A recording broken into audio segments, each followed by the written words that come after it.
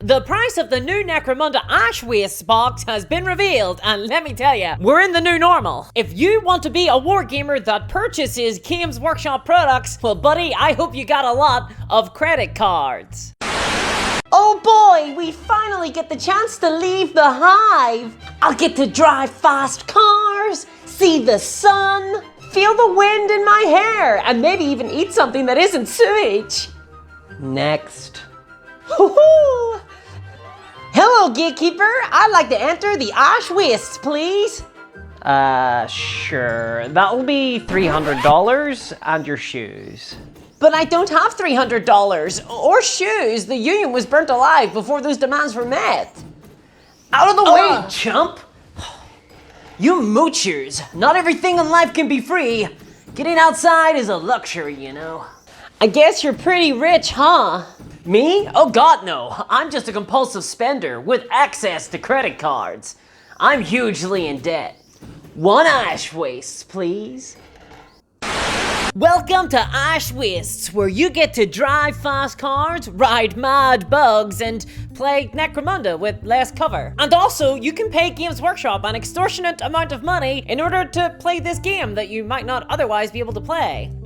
This is a bad deal, isn't it? But hey, look, it's only $300, and you're a Warhammer fan, right? Pay up. Yes, first of all, we had 16 models for $200 in the Eldritch Omens box, and now we get 4 sprues of plastic and a couple of bits of terrain for $300. Now that's value. So the Ash Waste box comes with an Orlok gang, which is whatever, that's already available, so we don't really care about that. Though there are some Orlok vehicles, which look kinda neat, they're like little go-karts. There's 2 of those, you also get a bunch of nomads and some nomad bug people. There is terrain that is very specific to Ash Wastes, unless you're maybe going for some sort of Ewok thing, maybe that Star Wars Legion expansion pack that everybody wants will come out at some stage. And also a paper board. Yeah, really. Oh, they've also included some generic tactics cards for Ash Wastes as well. So that's value, that's good. They haven't put in the Orlok's tactics cards though, which is kind of frustrating for me cause I don't have that one. Tactics cards, of course, traditionally in Necromunda are available for maybe like the first week that they're released. You can get them in pre-order, but then they immediately sell out. And Games Workshop never ever do another print run of them. So, you know, be thankful that they're in this box at all. Still though, when I was neck deep in Necromunda addiction, it was ultimately the tactics cards that got me out of it. I used to be compelled to pre-order those tactics cards every single month, even for gangs that I don't even own. And it was only because I knew that they would never ever be available again. It's funny how exploitative sales techniques can be utilized to make us perceive value where there is none. Wait, that's just this entire box. So why? Where has this $300 price tag come from? Well, this channel isn't just about being a negative Nelly. We understand the root causes for these types of decisions. See, there has been a general increase in costs for Games Workshop. I mean, costs are up for everybody. Shipping has gone up, the raw materials has all gone up. We have seen some smaller companies in this space close. Foregrounds, for example. Admittedly, that was because of increasing prices on MDF, which hasn't really affected Games Workshop, but still. And no doubt, there will be lots and lots of people justifying the $300 price tag on this box with reference to those price increases. Of course, this explanation only really works if we acknowledge that Games Workshop are seeking to maintain a grossly overinflated profit margin. You know, so that they can pay executives increasingly higher wages and maintain shareholder confidence. Boy, I love going to bat for shareholder confidence. But you guys, they can't make them cheaper. What about shareholder confidence? What a hill to die on. So, as the costs to Games Workshop increase, it is only natural that Games Workshop seek to pass on these costs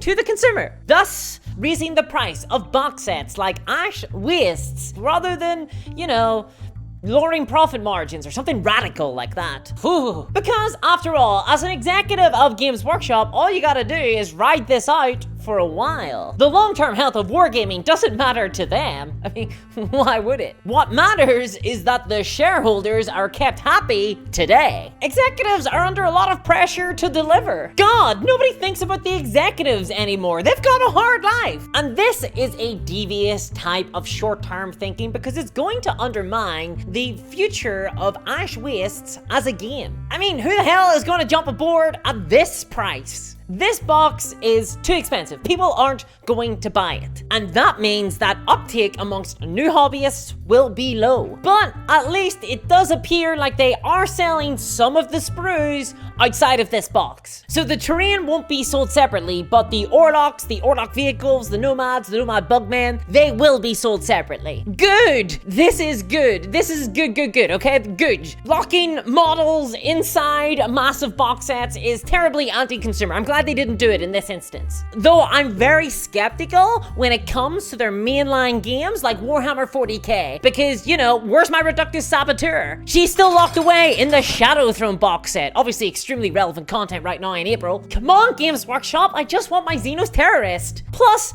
Games Workshop have been conspicuously quiet on whether the new rulebook or the new damage, location, and control vehicle dice that are required to play this game will be released separately. Are they gonna show up outside of this box? I don't know, and therefore, if they haven't told us yes they will now, I'm beginning to suspect that they won't. Not for a while, at least. And Games Workshop have a long storied history of locking away major necessary game components inside big box sets like this. And to be clear, this isn't a question of necessity. They don't need to do this. They could provide the rules for Ash Wastes outside of this box set very easily. They have tons of options. They could release it for free, digitally.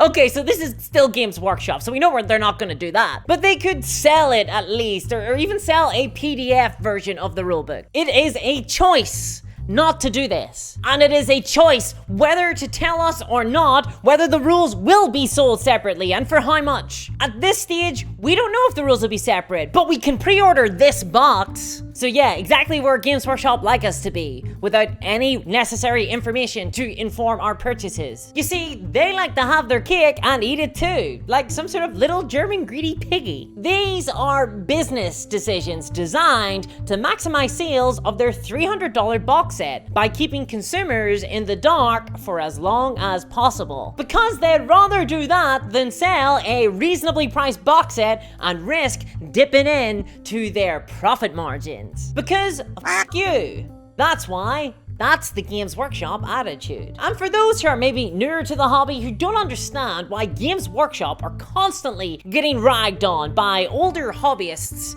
in the wargaming hobby, this is why. Games Workshop basically have a reputation for having zero respect for consumers. There are so many tiny little wins that they could grab. So many opportunities to garner goodwill with consumers. And so often, they would be profitable decisions as well. Sell the rules separately, outside this box, let us know how much it will cost. Hopefully a reasonable price. We're just asking for the bare basics here. Obviously, the rules should be free, but Games Workshop have engineered a situation where hobbyists just want to get some form of access to the game rules and game components at a reasonable price, to the extent that they are willing to join a blood cult and worship the King in Yellow. I will travel to Dread Carcosa, please just sell me the goddamn rulebook. So while Games Workshop have taken their foot off the pedal a little by not including any paywalled models in this box outside of the terrain, which I applaud, they're still indulging in trying to sell hobbyists on an early access model. They are bringing across exploitative anti-consumer practices from other marketplaces into miniature wargaming, and I will never be in favor of that. As far as I know, Games Workshop are the only ones pioneering this. For now, they won't be forever. And ultimately, the biggest fans of Ash Wastes are the ones being exploited here. It's the early adopters, those most excited to play this game. They are the target of this. And those who don't buy into this initial hype cycle, the majority of Necromunda players, I would warrant, they may not end up getting into Ash Wastes at all. This is a poor first impression, which, you know, considering that Games Workshop treat their games as platforms for selling overpriced rulebooks every couple of months, it's a bit of a short-sighted plan. $300 is an incredibly high barrier to entry, especially to those who aren't interested in plastic terrain. I guess not everybody's in love with Ewoks as much as I. Not kidding around, they kind of ruined that movie, I'm sorry. I don't know, Games Workshop seem to be under the impression that when you got a niche product, you should raise the price as high as possible to take advantage of those hobbyists who are interested in that niche. When, you know, I'm of the opinion that you should do the opposite. You want to bring the price as low as possible to maximize the amount of people who can buy in, who can become interested in that niche. We want this hobby to grow. We don't want to be suckling on increasingly shriveled teats. We need more teats, Games Workshop. We want more teats. Look, I'm gonna let you in on a little secret here, okay? Here is my dark shame. I want Ash Wastes to succeed. I actually really love Necromunda. I know that the rule set isn't the strongest. There are too many books. Campaigns are prone to massive imbalances, and there is a major problem of snowballing in campaigns, and there's a whole host of other issues with the game. But I like it. I have a soft spot for Necromunda. It tickles some particularly grimy neurons inside my brain, and I have played in a lot of really fun campaigns.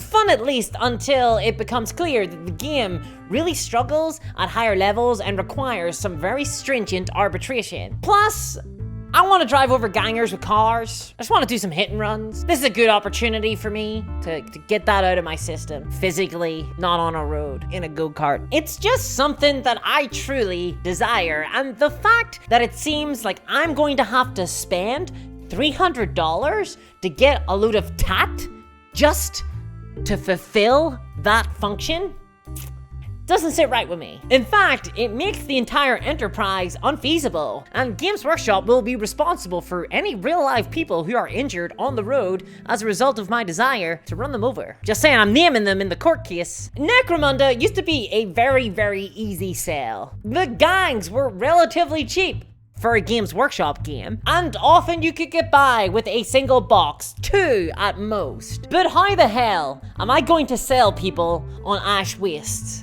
Oh, you'd like to buy into Ash Wastes? What's your credit like? Gas prices are going up. There's a cost of living crisis. It's really hard to justify these boxes right now. In fact, it's pretty much impossible, you know, for most normal people. And it's not right. The Games Workshop put pressure on people to pay this much money just to get the bare minimum required in order to play this game. They shouldn't lock away anything inside these massive box sets sold at ludicrous prices. It's short-sighted and it's exploitative and it doesn't help us out as consumers. But this isn't the first time that they've done something like this. And many of their most exploitative tactics target the neurodivergent, compulsive spenders, and hobbyists with disabilities. In fact, I talk about that in this video here, so check that out. And a big thanks to my patrons, especially Steven Jackson and Earthwormia. Thank you guys. And as always, I'll catch you next time. Bye-bye. Games Workshop, the Linda S.